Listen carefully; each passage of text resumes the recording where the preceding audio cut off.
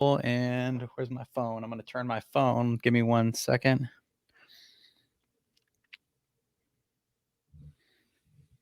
And we're live. It says live. Is this a live recording or is this live like on the social medias? I used to do lives. Um, I don't do them anymore. Not for any other reason than I just stopped doing them. I think when I took like a hiatus from doing podcasting, like for like 6 months or something, and then I got really nervous to do them live, and I'll probably go back to it.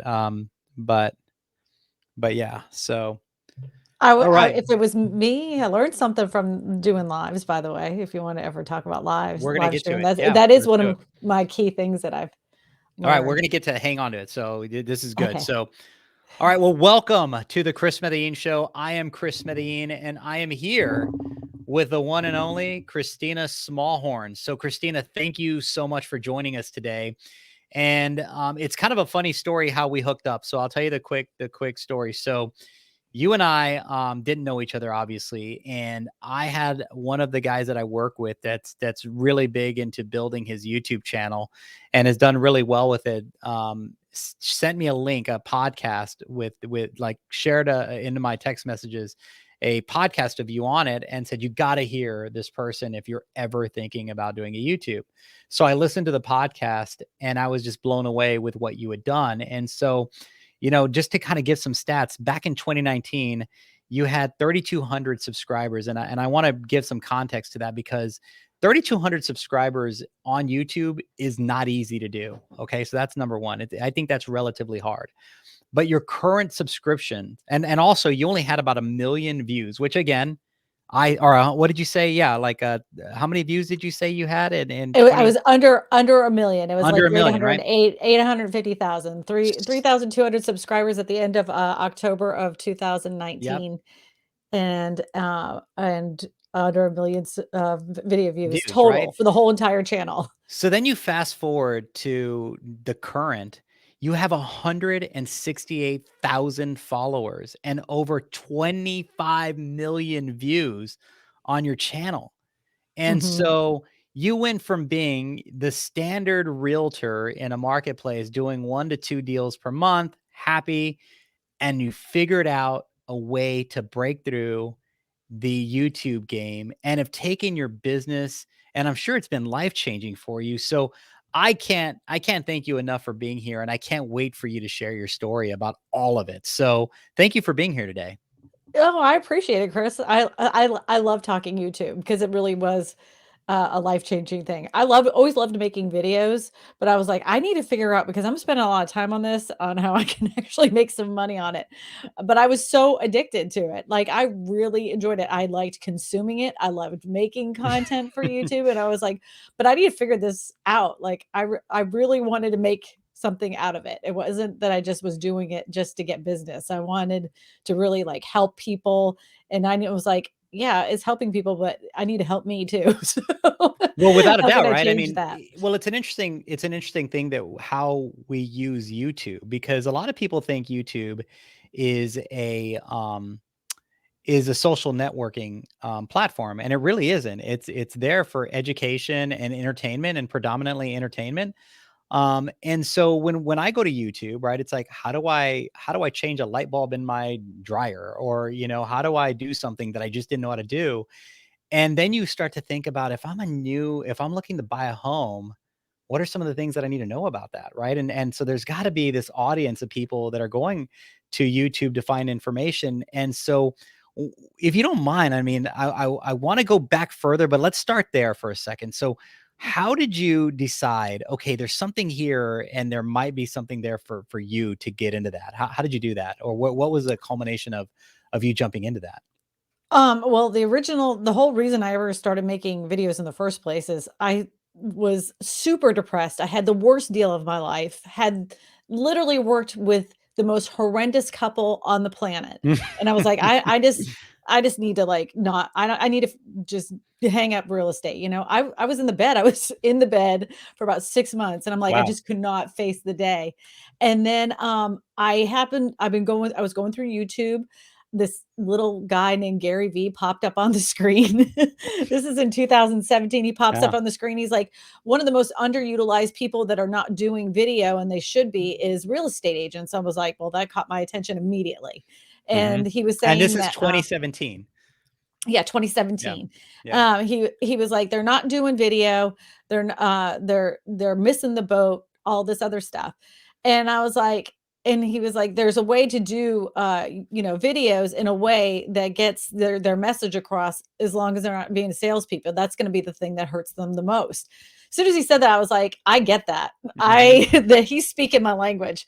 And so I was like, well, how can I bridge making educational content not sounds like a like pick me type of person, and still be almost entertaining, because to me YouTube is a bridge between entertainment and knowledge, right? The most engaging YouTube videos that you watch have an educational aspect to it. So I was like, how can I do that?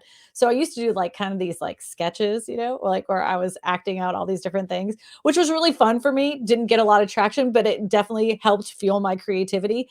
Um, I did the digital mayor thing because like I don't know. What do you mean There's some digital mayor? coaching. So like there's some coaching programs where like you need to, like, instead of being a salesperson, focus on showing off your community, go into different restaurants and feature those restaurants, Digital and then mayor. at the end Yes. explain the fact that you're a real estate agent.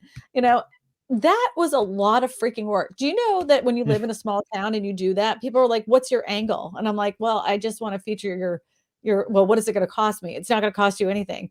Well, why are you doing this? Like and I spent so much time trying to convince people that I didn't want anything other than I want to film their This is restaurant so funny. or their. Yes. Yeah, and then this one girl was like, I think it will ruin my brand. I'm like, you're a boutique in Ascension Parish, Louisiana. You don't have a brand Oh, officially. this is so You're good. like, Yes.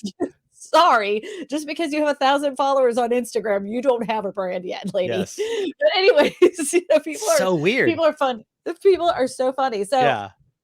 I was like, whatever. I got kind of tired of that whole, I wasn't going to do that anymore. So then I was doing the little sketches. I got a lot of momentum from that. I actually ended up being featured on the lighter side of real estate. One of my videos was featured on that. And when you say sketches, is this more when you say sketches, you more like a comedy situation?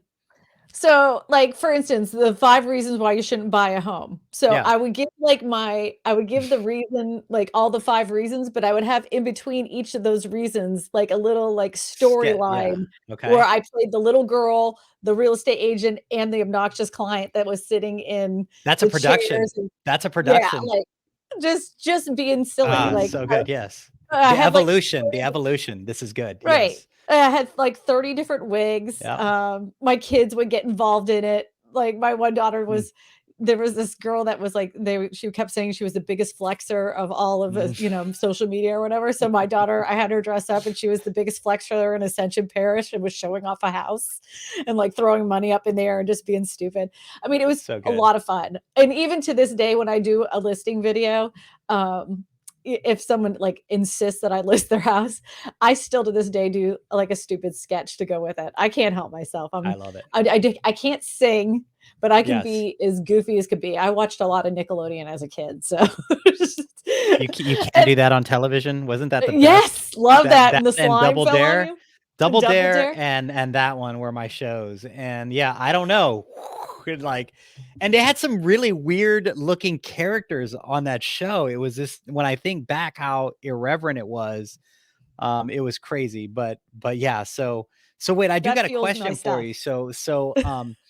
So you had, as a, we're in an emotional business, right? And so you Mhm. had dealt with these clients that really drove you to the edge, right? They were just like you said, they were just these clients Parasites. that were, yes, right, call it we will, like and then Soul sucking. yes, right, They really were. and then you figured out a way to tap into a piece of your brain that you never got to use. See, so many people are so good at, like, once I captured a client, however they got to me, I know what to do from a process flow to get them to the next step and the next step. And that means that you're a pretty good salesperson. because a lot of sales is process flow and building relationship and getting them to that next step. And a lot of people are just good at that. What a lot of people are really bad at are the marketing side and tapping in to that side of the brain that we don't ever get to use. And you figured it out. And there was an evolution. Like you said, you were the digital mayor, you were doing sketches, and then when did it evolve into what you're doing today?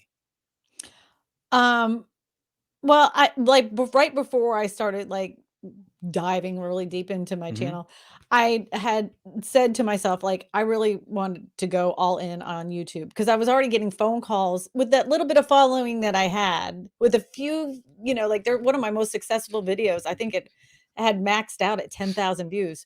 And there were just people that were watching it. They're like, I'm not even, I live in Louisiana and why am I watching this? Why do I need to know the 10 things you didn't know about Louisiana? I'm from here, But it ended up getting people having conversations and stuff. Yes. And there was no like, it was just me being me without like a wig on. So I Hmm. knew that connected better with an audience, obviously. And then, and then so I knew that like if I focused a little bit more on YouTube, like went all in and, Hmm. kind of ignored all the other stuff because I was everywhere. I was on Instagram, I was on Facebook, I was on Pinterest, I was writing a blog. I mean, I spent a lot of time doing everything I could social media wise. I spent a ridiculous amount of time Hmm. because I'd be eating lunch and posting stuff and finding more content. Like I would spend a whole day just to find content. At night, I was writing my blog posts. I mean, that whole thing, like I was going to make it work, one Hmm. way or the other, something was going to stick. But I really just enjoyed making the videos. The videos. But Yeah. once I kind of figured out that like I didn't need to be like kitschy with a sketch or anything, I could just be myself. That started flowing, and then just answering people's questions in a real way. I really started studying other people's channels that were doing um kind of like real estate content. Like anybody that's ever seen like Meet Kevin, or he's a huge YouTuber. um there's I saw a little bit of Ryan Serham, not Hmm. not not the thing I want to do. I was looking at Graham Stephan. He kind of talks about real estate a little bit. Those to me are like the most successful channels Hmm. when it comes to real estate channels. And they weren't doing anything, I would say, necessarily special, like they were just giving you the facts in the way that they could give it, right? Hmm. In the way that they presented it. And I'm like, maybe I'm kind of going about this all wrong. Maybe I should just give the facts and it is, so that's what I just started doing. But my passion for it, like Meet Kevin's passion is obviously like talking about the stock market and how the housing market affects stocks and all that stuff. That's his thing. Graham has his own thing where, how he's going to help you invest and make money using, real estate in the stock Hmm. market. That's his channel. But mine was, I really wanted to help people. And I just so happened to make a couple videos about alternative housing, the stuff that we sell here. One was manufactured homes, the other one was modular homes. And I really wanted to focus on the fact that there is a lot of predatory lending practices Hmm. in these particular types of homes. I had run into a couple. They had purchased a manufactured home Hmm. and they had two different loans. One was a chattel loan, and then they had a loan on the land itself, and they were trying to sell their home. But since they were on two different types of loan policies, it was just such a mess. And the interest rate that they were paying for the manufactured home that sat there was ridiculous. And Yeah. they had no reason to be charged that, but they didn't Hmm. know any better. They didn't know any And I better. was Yeah. like, yeah, so I'm going to help people, like Hmm. I'm going to champion for people that no one else wants to champion for, because you can ask, I've tried to send out referrals to real estate agents for people that are looking for manufactured homes, and they'll go, the Hmm. first words out of their mouth, I don't deal with those type of homes. Yeah. What the heck? What the heck? And some of my best clients that have bought the most expensive homes right now started off in a manufactured home. Absolutely, absolutely, and you'll be surprised how So nice they are. Yeah, there's a really, really loyal. nice, Loyal. yeah, You could totally forget about them, and one day they're yeah. like, "Hey, do you remember you sold me a little manufactured home down by the river? I won the lottery last year and wanna That's buy a amazing. $5 million house in, Yes, Baton Rouge Clubhouse." I'm like, "Okay, let's go." that's amazing. They're loyal. They're loyal. I got an investor from selling a $35,000 manufactured home. It was a hot mess. Hot mess. And they buy 2 to 3 houses a year. Amazing. Amazing. Well, let me ask a question. So this is like, because you hit on something. You mentioned some names of people that were doing kind of what you wanted to be doing, and you started studying their channels and their content, and all of which were men. Yeah, they're all men. And when you look at the top like YouTubers, all men, you know, like All dudes. you broke through. And how did you do that? Because I mean, that's pretty amazing to have done what you did. Or why do you think you were able to do it? I'm extremely stubborn, Mhm. right? And one of the, like, any girl will ever tell you this, any woman will ever tell you this. I was so tired of being talked down to that I wasn't going to be able to do it. To this day, I have been explained why I'm wrong about YouTube a million times from people that have. Explained or mansplained? I didn't use that word. I got in trouble on my YouTube Did you channel really? once for Did saying you that really? word. I didn't Yeah, know so I you didn't could say get that I word. didn't know you could get in trouble for that. I might You delete know, that, like, but let's go on. they were apparently some people were really their butt was hurt by using that word, but, Uh, yeah, I was they still to this day, they try to explain to me how I'm wrong about things, and they have channels that are like 1,300 channels, and they'll say, "Well, I have a marketing degree." Well, dude, you it obviously isn't working for you, you know? Oh, I have the proof is in the pudding, you know? So whenever they start this stuff, it just recently somebody was like, "Well, you can't have a video over 35 minutes." And I'm like, "Why?" Because I'm like, "Because mm. why? Why can't you have a video on YouTube that's over 35 minutes?" Because of algorithms. I'm like, I care for you to elaborate on that because they'll reward videos that are over 35 minutes Yeah, if I it's thought that been was 35 I minutes. thought long form, you know, you can earn your right to long form, and it's a thing. Yeah, well, I get talked down to a lot. Ah, In this, I've never in all my years of working because I was prior to my real estate career, I was a hairdresser, and so I always worked around women. And then I worked in an office with real estate agents that were mostly women. We had like one mhm. dude that works there, or maybe two. I never had experienced this level of just holy cow until I got right into YouTube, and I was like, wow, people really think I'm stupid. People think that my husband does the work. Like people would Mm, say, "Oh, does your husband does such a good job editing your wow. videos." I'm like, "He doesn't even know how to turn on the computer." What are you talking about? He does nothing. So Nothing. great. This is so great. Not a thing. I do it all, every single bit of it. It's just Amazing. I know, but it's fine, you know? I think it's the proving wrong. It makes me really it Mhm. does fuel my fire, you know? And, I whenever somebody does do that to me, I'm always like, "Your data doesn't support that." So, I'm always the one to show how my data supports what I'm saying, right?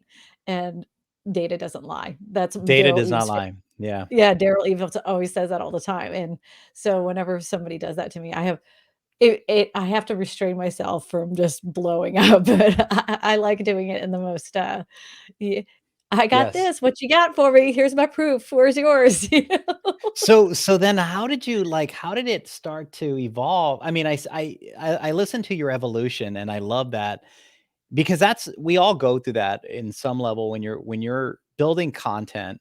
Where you start is definitely not where you end, right? And through that process, you're creating your voice, you're creating your brand, you're creating, you know, a comfort level with something. And then but as you went through all these iterations, what was the really defining moment of you like it clicking and then the data supporting that click? And here's the other question. I guess let me ask it a different way. What comes first, the chicken or the egg? In other words, does the data then say you got something here?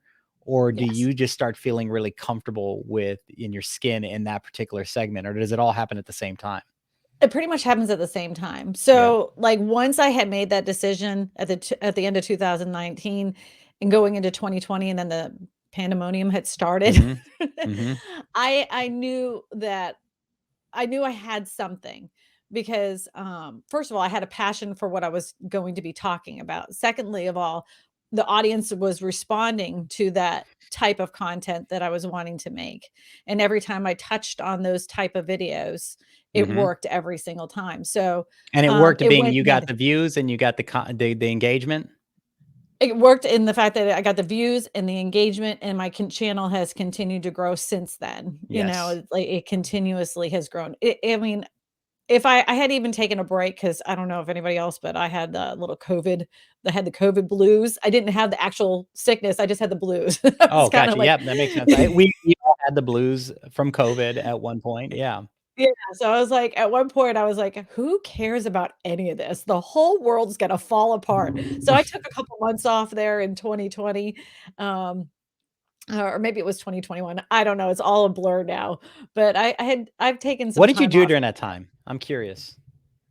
Literally nothing. Yeah. Like, literally nothing. I barely even Did you opened up get my email. were you in a better place mentally because of that, or were you working through it, during that I period? was working through it, Working absolute I through it, was yeah. totally working through my brain. I had people here, and this is still an issue because when you work from home, I've always worked from home, but Mhm, now I work from home and other people are here all the time.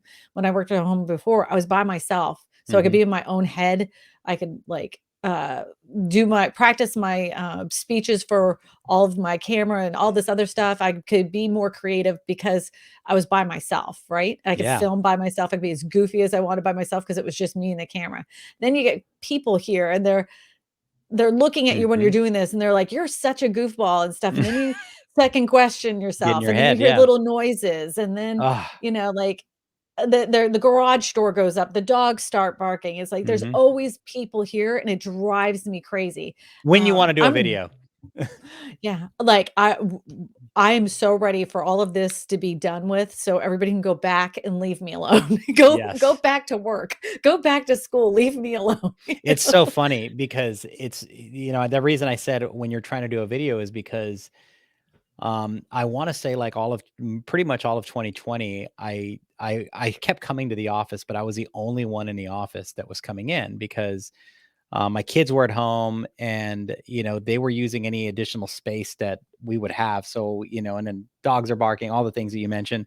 So, because everybody was gone, I was like, the safest place I can go is to my office, drive to my office every day. So, nothing really changed except for my head.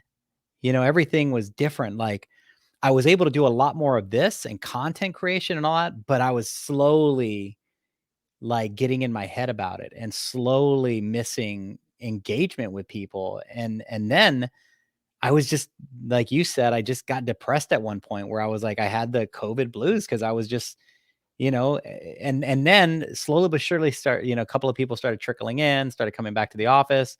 And now I get all annoyed because I'm like, I need to shoot a video and I can't think when I hear all of you guys doing all this stuff. But it is funny because it's like, you want to get the quiet, but I feed off of people's energy.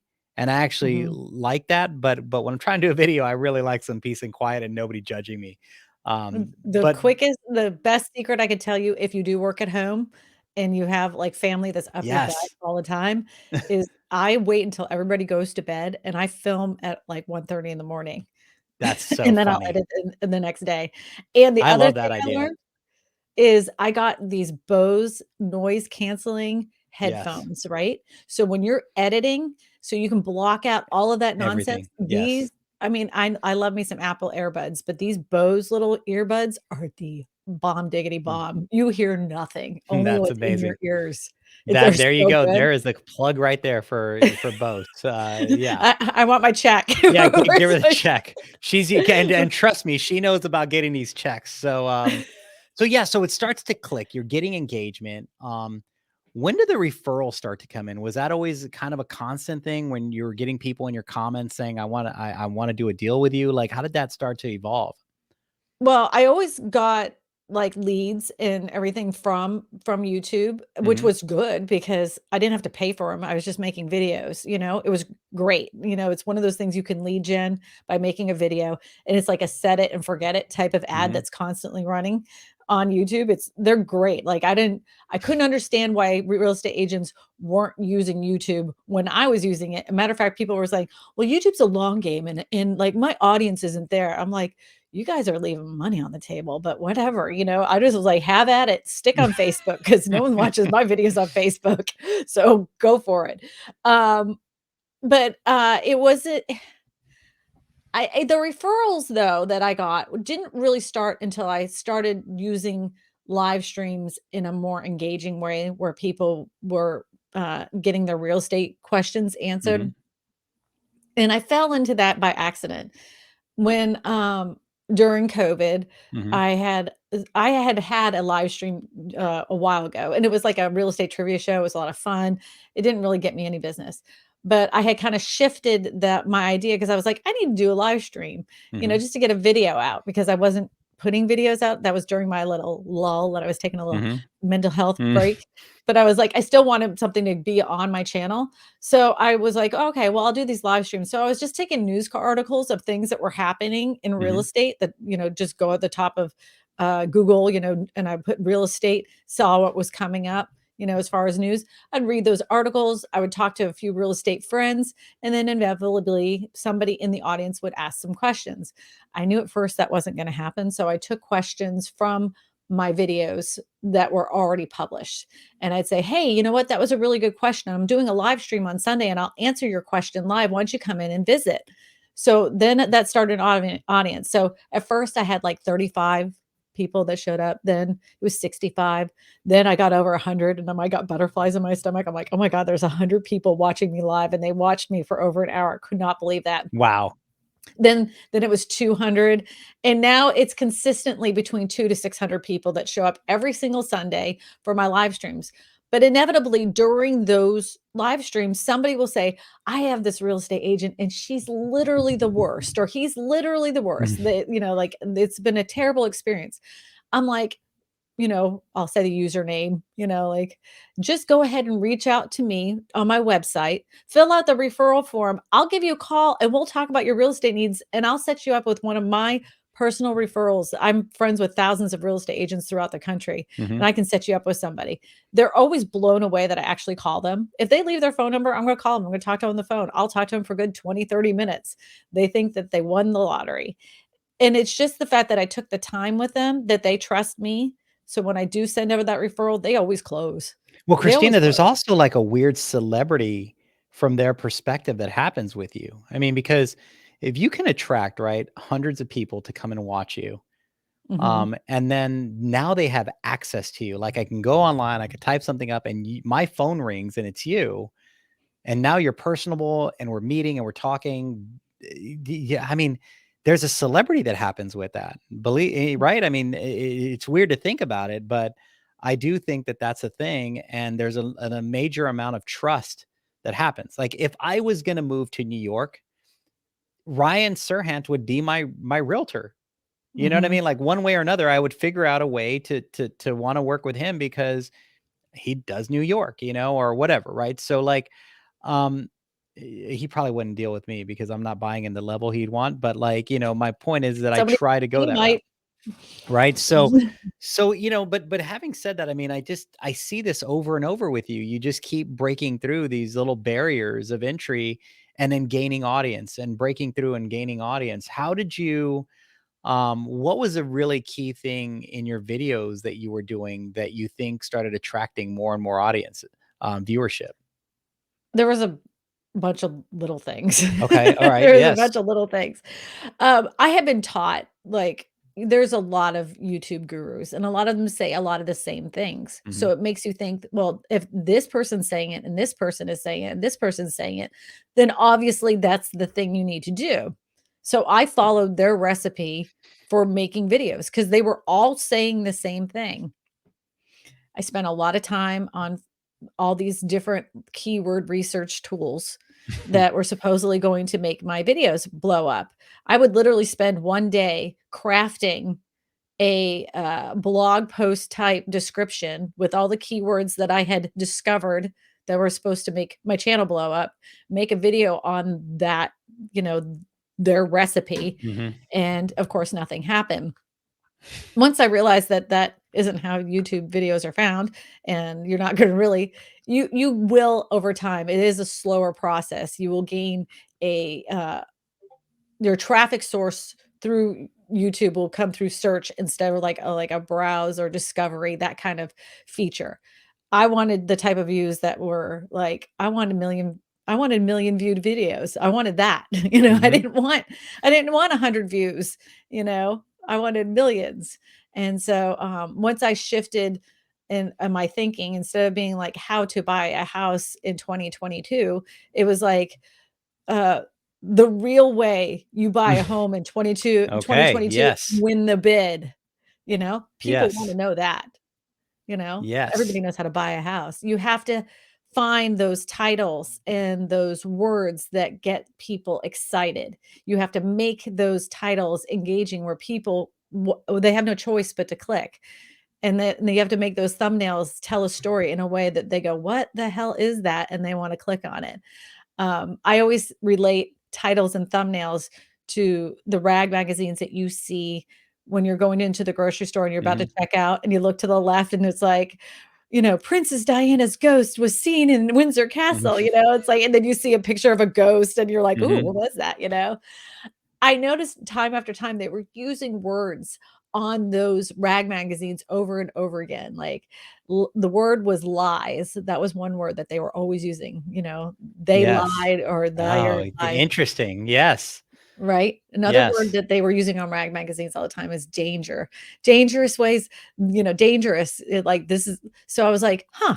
So I started So using good. those Yes. words in my titles so that way people would be like, obviously, if it works for the rag magazines and they've been around for this Yes. long, So they're doing smart. all the research for me. And I'm going to go ahead and use those in my titles. So I started doing that. And then the thumbnail thing, I took a lot from, oh gosh, Graham Stephan. I Okay. looked at I studied his deeply, and there is a recipe in his thumbnails that I follow a lot. So if you look at some of my thumbnails and some of his thumbnails, you'll notice that you're Mm. like, "That looks a lot like his." I did not steal them. I You were was inspired. inspired by them. Yes. Yes. I was inspired. So, like, if he has something in there that's interesting, that it caught my eye, I'm like, "Yeah, I can do something like that in mine." And obviously, I'm not stealing his thumbnail, it's my image is on there. I use my own animations. I'm not taking anything from his. I'm just taking what his image and then kinda using that in my own way on my own channel. So I wanna kind of bring this together because I know there's more to it and I want to hear more. But so far, figuring out like the thumbnail, right? And why is thumbnail important? Because that's what attracts. It's the magazine cover that you're gonna flip through, right? It's the number one. Right? And but the headline and coming up with really looking at the words that you were seeing in the rag magazines that were in the grocery store checkout. And for the younger generation, it's BuzzFeed. BuzzFeed has these great clickbait, stories, and just go look at their headlines because they always make you want to click. And so Yep. find those words, and in your case, you said it was lies and dangerous, and those actually, I really want to use those. I'm trying to like as you're talking, I'm thinking of ways to use them in content that I'm doing. So I love that. Another one that was like the hot words for real estate that last year was in 2021. Everybody was predicting a housing crash and housing bubble. So crash was the first part of 2021. And I mean, if you use the word crash in the title, when it came to the housing market, you had yourself a pretty bomb diggity bomb video. Yeah. Towards the end of the 2021, it was housing bubble. People were using housing bubble, especially when they were talking about Zillow and everything else Mhm. and Black Road, the housing bubble. And recently I've heard collapse. But the thing Collapse. is, Yeah. yes, but here's the thing, and this is one of those things I want to warn people about. When you use words and make predictions like that, right? You're going to see a lot of traffic that comes to your channel, but you better have some pretty good data Mm. to back up what you're saying, right? You better firmly don't do it just to do it, just to have a big spike in your channel. Because then you're going to make yourself look like an idiot when all those predictions that you made didn't Mhm. turn out to be but a hill of beans.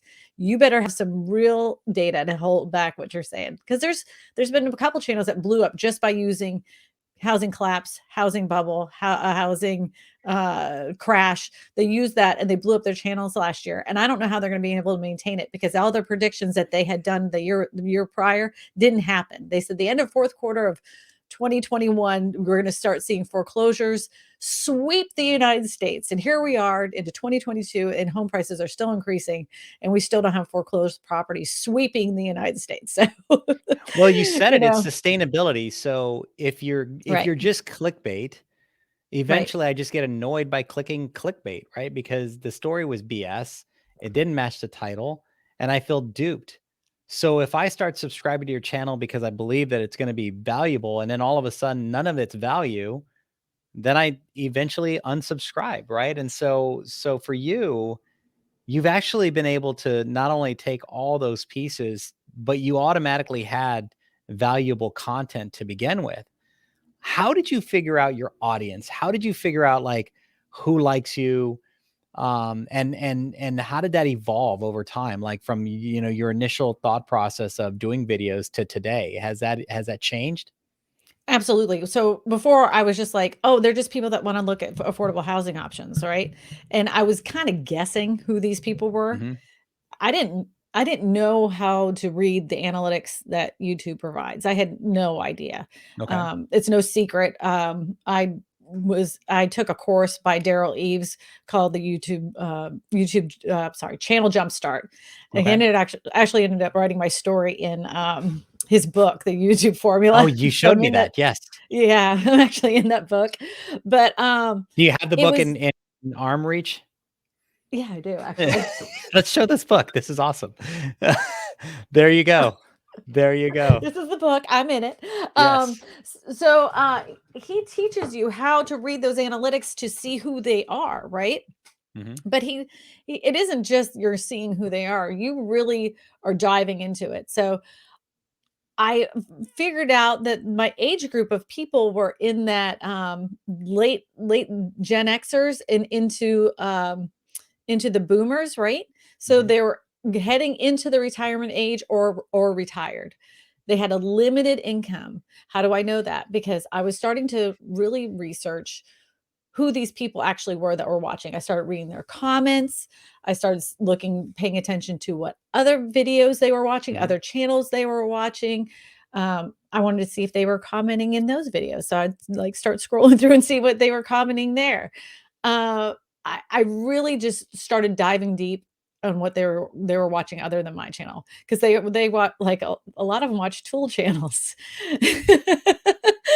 And they watch a lot of like do it yourself type channels. They watch a Was lot of was it I'm sorry to interrupt, but was this a manual process? Like you literally had to go through and or does is there like a website you go to that can give you all of this data? Like your subscribers also watch these 5 type of other programs on YouTube.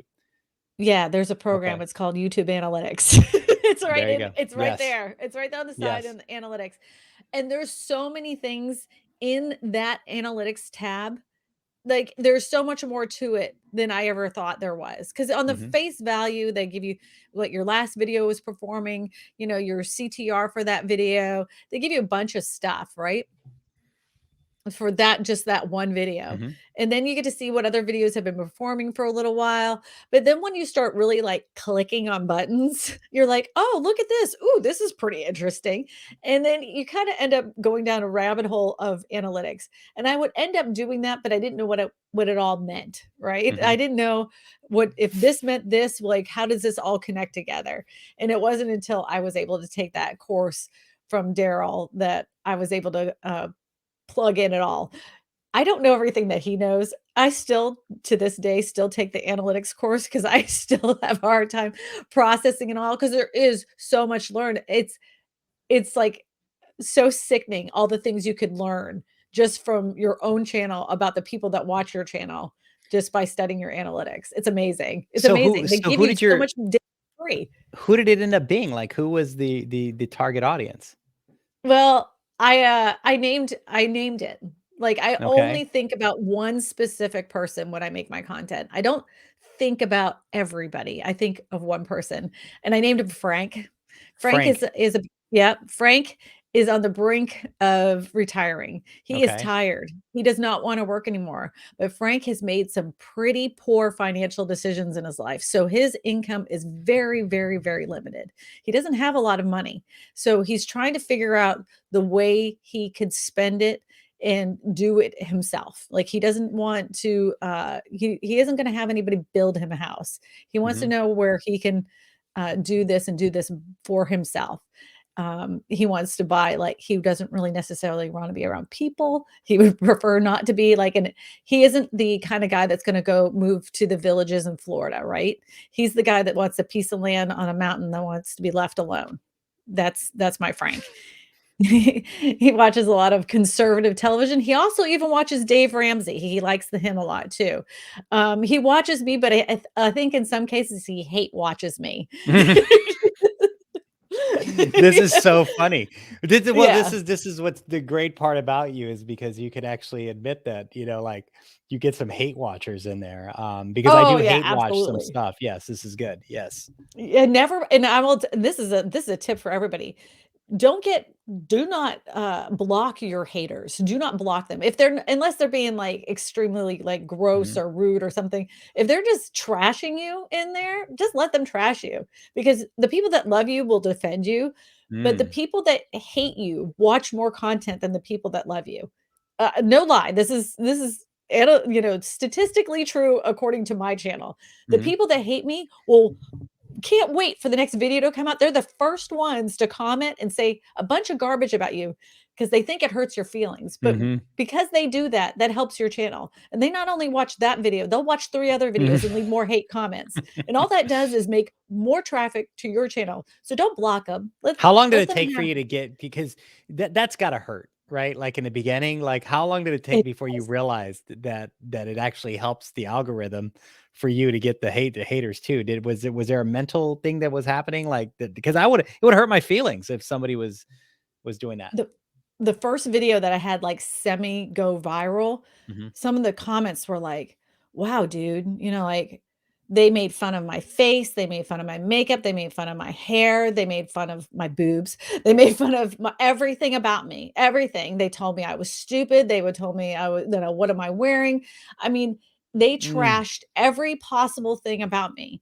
Mhm. And it did. It was a good 3 days. I was like I was mentally drained from that because I was kept getting these comments and I couldn't help but check it every time. Check it. What are they saying? What are they saying? What are they saying? And I could have gotten 25 really good comments and it would be that Mm. one That that just made sticks me with you. made Yes. me wanna vomit. It's Mm. like, "Oh my god, what am I doing?" Maybe I should just get off the internet. But then it came to me, it's like, "What the heck are they doing?" They're sitting behind there just judging you. They're not doing anything. They're probably sitting in their mom's basement, like they keyboard warriors, it's Mhm. no different on YouTube than it is on Facebook. There's just a Mhm. lot of idiots that are very miserable inside, and it's not about you. It's not about anything about you. So N the thing that they were making fun of about your hair or your Mhm. makeup or anything else, it's because they don't feel that good about themselves, so they're projecting that stuff on you. So I just let them have it. With Good for most you. of those comments, it took me, 3 days to get to that point. Yeah. Now I answer the comments within that first day. I will engage the comments that first day a video comes out. After that first day, I do not.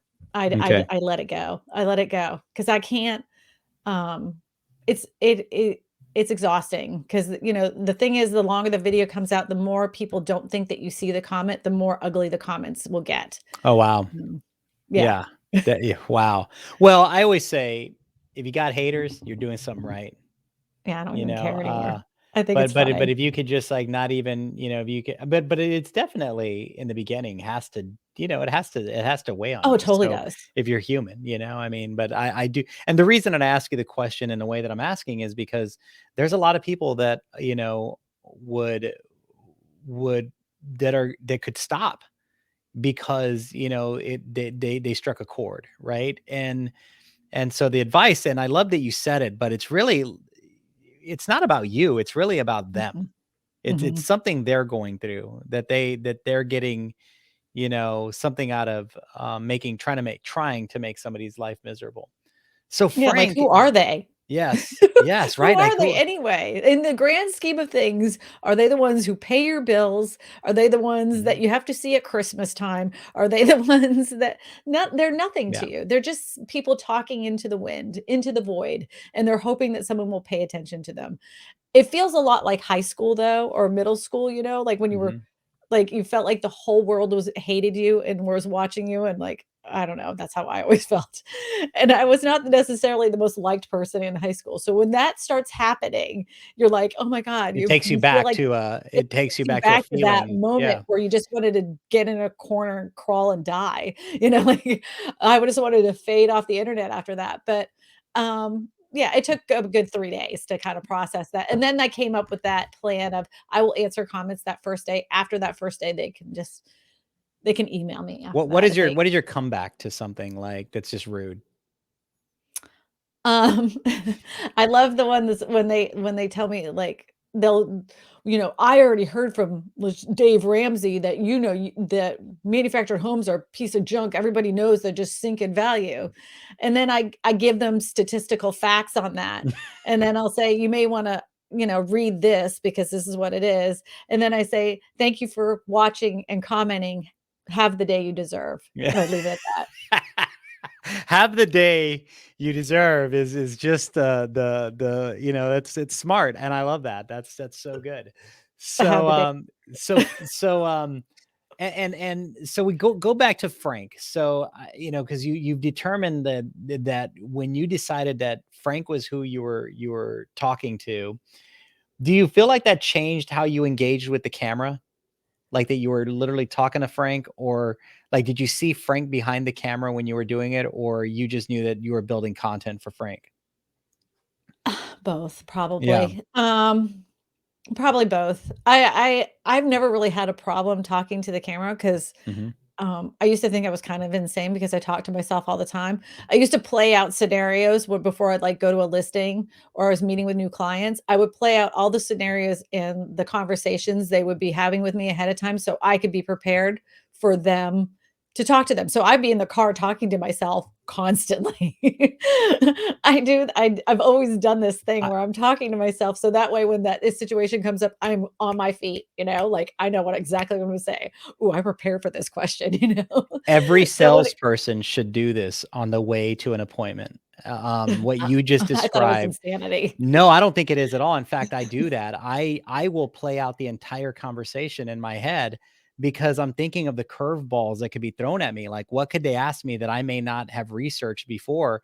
It's a way to get prepared and you do this. I mean, like, I remember going to job interviews like at one point in my life and would like go through the entire scenario in my head on everything they could possibly ask. And I think that's where it came from. But being a salesperson and being somebody that's always engaging with people, I always do that. And I love that you said that. And I think it's funny that you're crazy. Keep doing that. I love that. Yeah, well, that's what I do for my video content, right? Yep. That's why it's been so difficult with people around. But I always have this conversation with myself as if somebody was on the other side, right? So it's almost like I'm imagining them asking that question. So once I have that whole scenario played out in my head, I look at the camera, over here. It's over here, by the way. I look at the camera and I talk to that camera just like the person that I'm talking to that I was imagining at that moment that asked the question.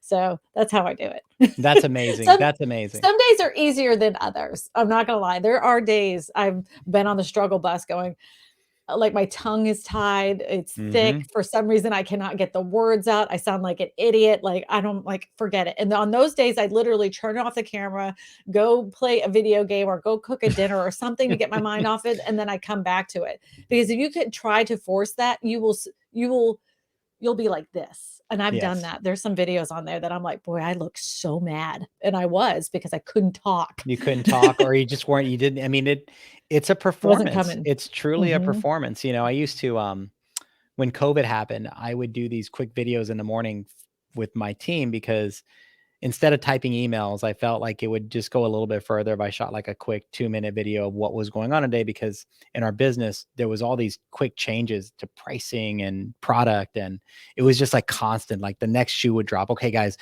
this is what's changing, blah, blah, right? So I would do these videos and then like I'd have to sit down after every one of them because I was like, now I'm kind of drained from just doing that quick video. But because it is a bit of a there's a lot of energy that comes into doing them. No, but But it's adrenaline. but it but I do like that. That it's kinda like you get your the little butterflies in your tummy, yeah, and then that's you what I get it out and you That's what once I you feel get about with live. Sorry to interrupt. Sorry, yeah, that's what I feel like about lives. And you were talking about live. So tell me about that. Like, do you get that more so on just a regular video or when you go into a live they're the session? same. Yeah. It's the same for me. It's absolutely the same. I enjoy live because I can talk to people and answer their questions in Hmm. real time. I do enjoy that quite a bit.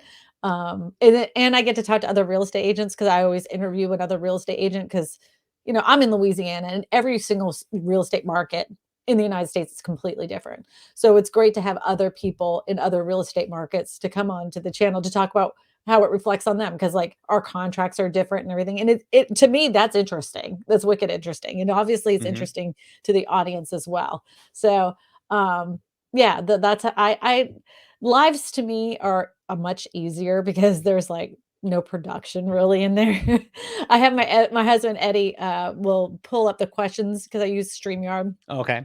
and he'll put the questions up on the screen. He's on another computer in another room. He'll pull up articles. Sometimes people ask questions about their specific area when it comes to real estate, Hmm. and I don't know the answer. But when the question comes up, Eddie at that time he knows Oh, it's so coming up, smart. and Yes. he pulls up the article about it, and so I'll read the answer out loud. And I'm like, oh, I learned something new today. Thanks, Eddie. Yeah. That is pretty cool. Yeah, Because yeah. So he's quick. He has to be quick to do that too. You know what I mean? So that's pretty cool to have that. right, so Eddie, like you and I would be having a conversation and like this comment section would be going. Hmm. So he'll see those questions coming in ahead of time. So he knows what question he's going to be putting up on the screen next. And then he'll open a tab up and pull up that article. The So data. the question will come up. I'll say, I don't know. And then Eddie will be like, hold on. I'll hear him in the background, hold on. And then the article This will is come so up. cool. I love that. Yeah. I love that. That's smart. I mean, and you have to have, you have to have that when you're getting the amount of engagement that you're getting from a live stream. So Yeah, because I so wanna pay attention to the camera. Because if I was yes. doing this the whole time, Yeah, I'd be reading this and I would not be connecting with the audience.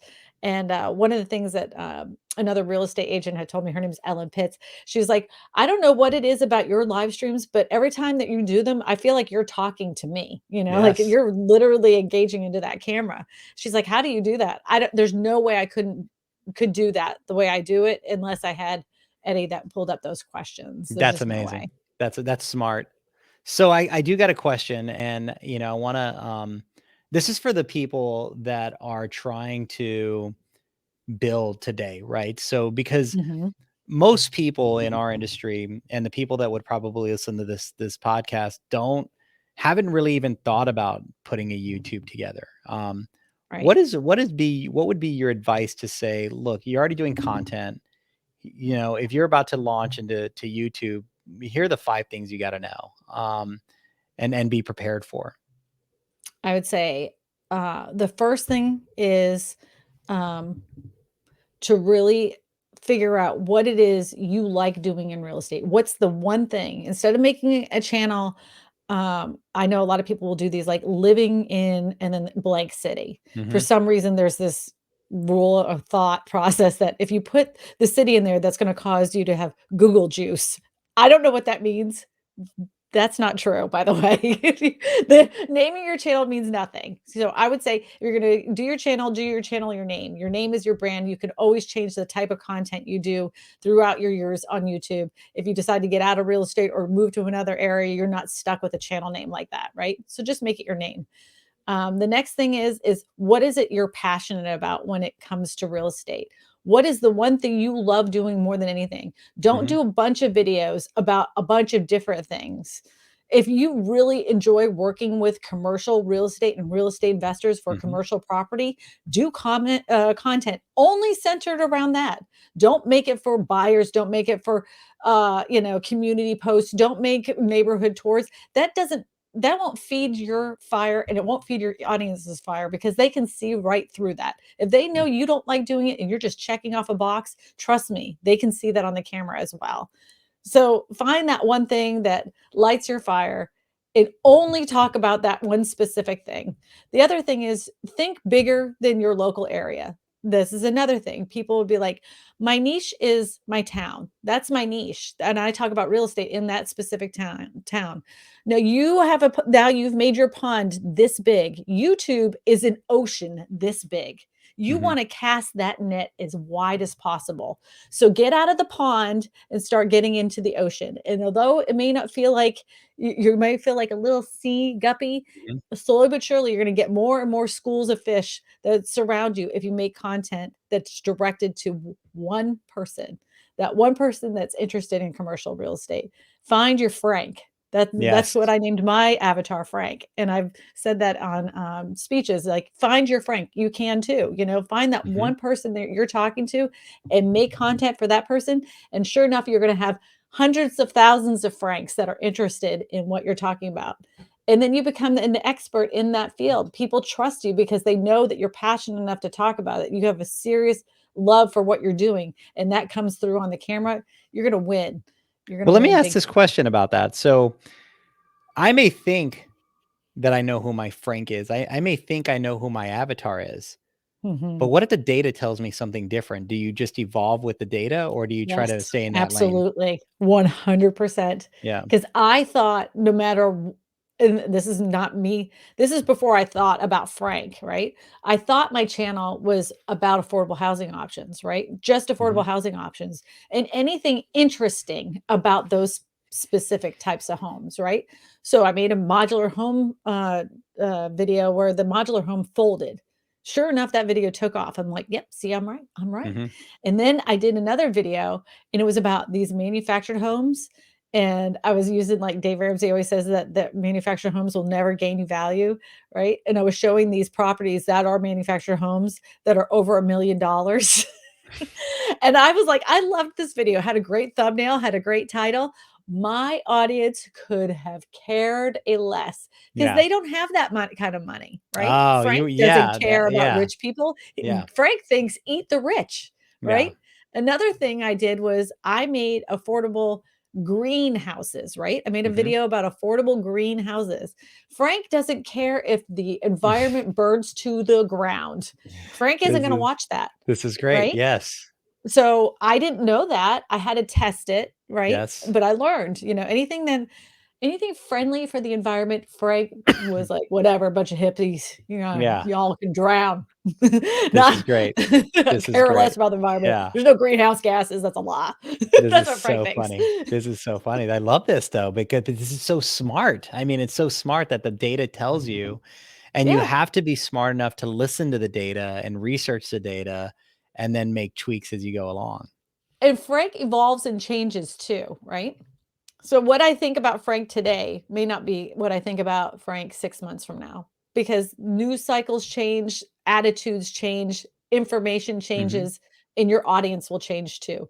So don't be stuck thinking you know everything about your Frank, right? You're like, "Well, I know about my Frank." And then all Mhm. of a sudden you're like, "My videos aren't doing well. I'm making videos for Frank." Are you? Have you really checked? Are you really still doing that, Yeah. It's constantly looking. You're always, uh, like, tending your farm, right? Yes, absolutely. Yeah, yes. That's the best way to put it. Do you Yeah. have, do you hire out people to help you? No, You just have no. done this your entire you edit, you shoot, you do it all yourself? I have somebody that I, just recently hired to help me edit. So I'll Mhm. take those clips, I send them over to her. She takes out all the O's and ums Mhm. and all that other stuff because that takes a good period of time, right? Mhm. She will add some like little memes and stuff in there. Then I get it back. I edit a little bit more stuff. I send it back to her. I ask her, "Does this make sense?" She'll maybe shave off a couple more things, and then I'll watch it and then put it out to the universe. But all my thumbnails, I do every bit of it, and I strong real estate agents, I know. It's like one of those things you're like, "I'm not creative." Stop it. Like, study what other real estate agent channels are doing and doing well. Figure that out and start making thumbnails. You standing there in the corner with your fingers over your shoulder, pointing to random words on a thumbnail with a background that's plain is not a good thumbnail. And they're like, well, I had it made. Just because you paid for it does not mean that it's a good thumbnail. I guarantee you, freaking you, it's terrible. You know?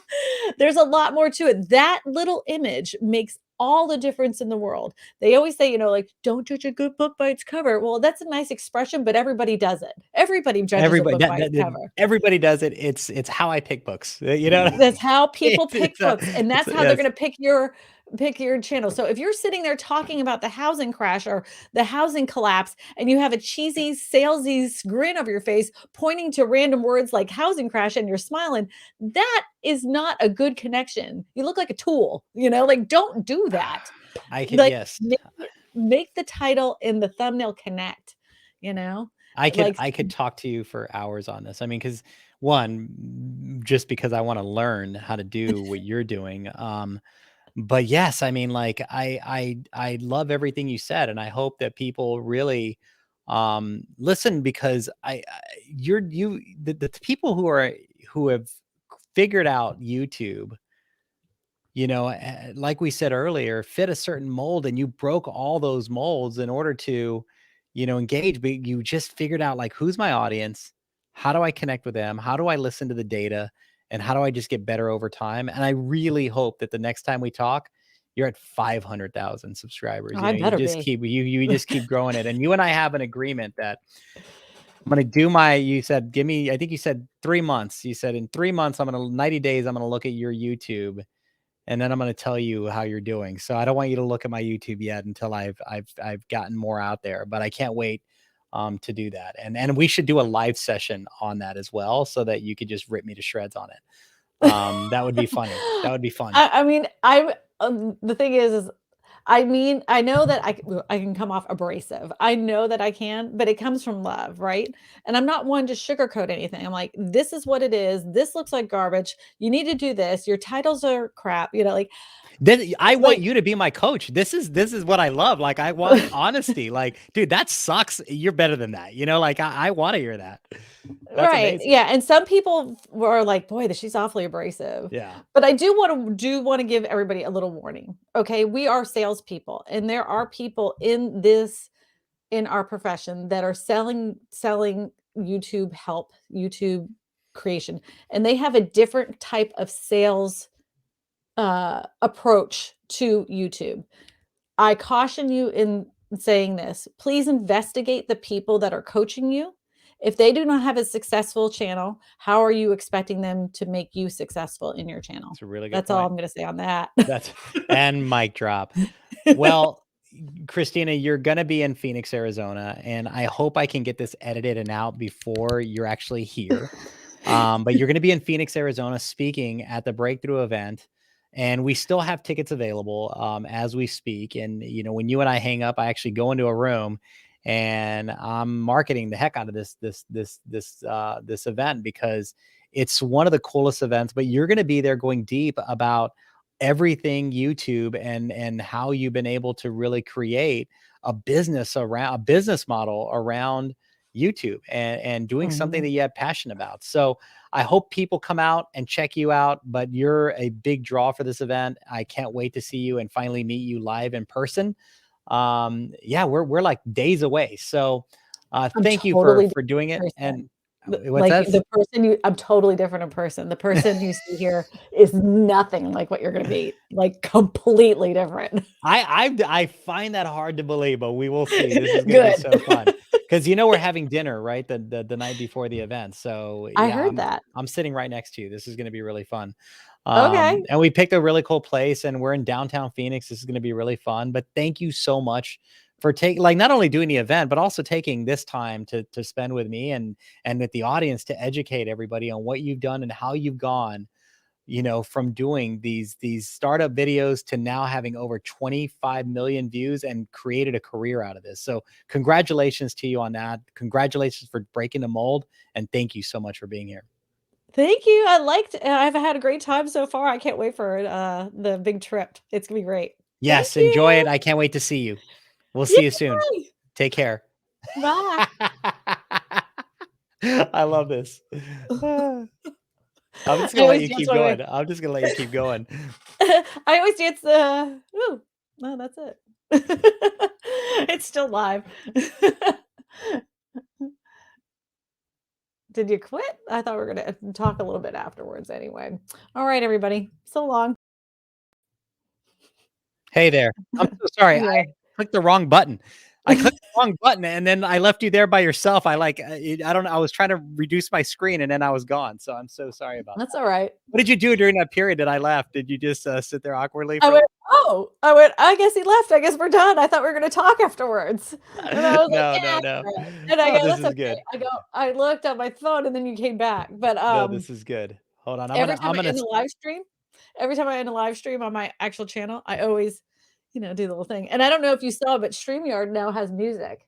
Oh yeah, I gotta figure that out. It's in the share option, right? It's, if you look to the right, I believe it's under brand, and you just scroll all the way down to the bottom, there's music. Oh, really cool. Hold on. Ah, yes, yes, yes, yes. Okay. Okay, which one do you like? I think it's like this there's I think it's the second one down. I think so. Yeah, that's it. It's a little techno-y, you know? I'm a raver at heart. At one time in my 20s, I think it was half ecstasy, half human. I would never have guessed at the ecstasy piece. This is awesome. Really? I don't know, maybe shrooms, ecstasy, I don't know. Yeah, I did truckloads, copious amounts. Copious amounts. Oh, this is so good. Well, thank you so much. I did I'm like the gonna shrooms. I did love those back in the day. it's a thing now, man. They're microdosing. I'm gonna stop.